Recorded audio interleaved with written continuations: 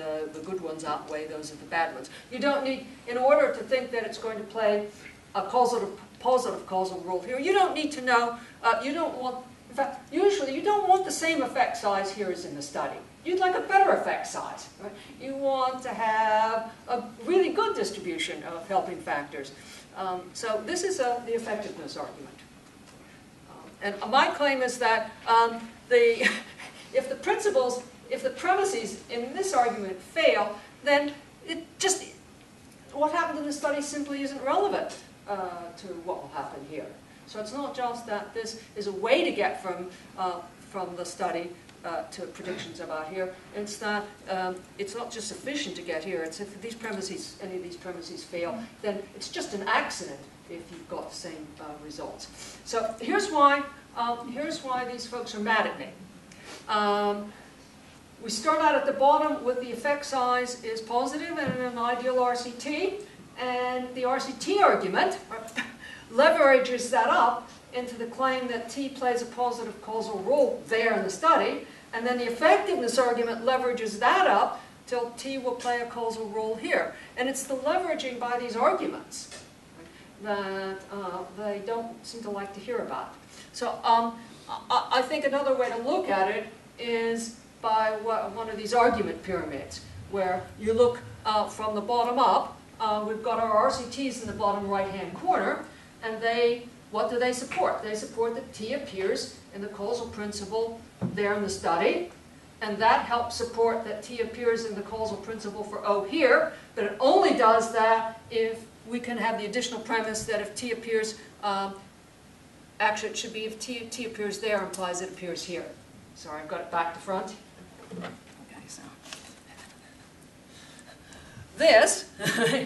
this is only part of the support.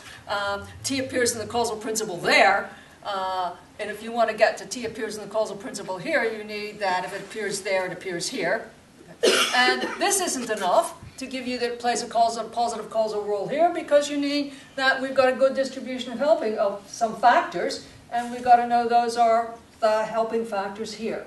So this is my sort of picture of the argument pyramid that it takes to make RCT results relevant to predicting that T will play a positive causal role here. Now they all recognize that you can't just go from an RCT there to here, but I never see any discussion of just what is it that will take you from there to here.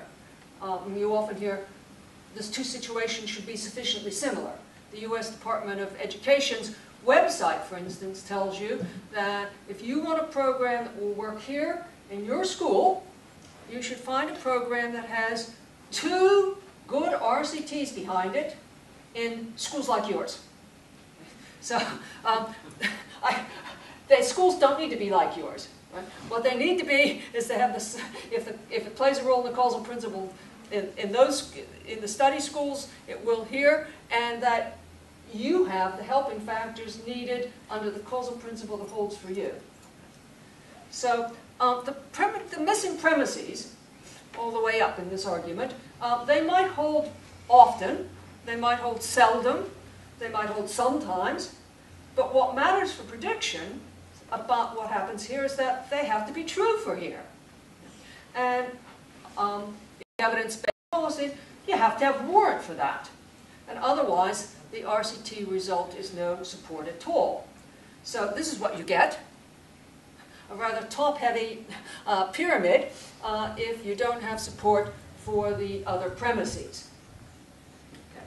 So in conclusion, very brief conclusion, I thank Pat for his lifelong demanding rigor where it's needed, and I shall, trying as always to follow Pat's good model while running very, very far behind, keep up this demand with Chalmers and Rollins and others, and because I think they're building their predictions on shaky foundations. Thank you.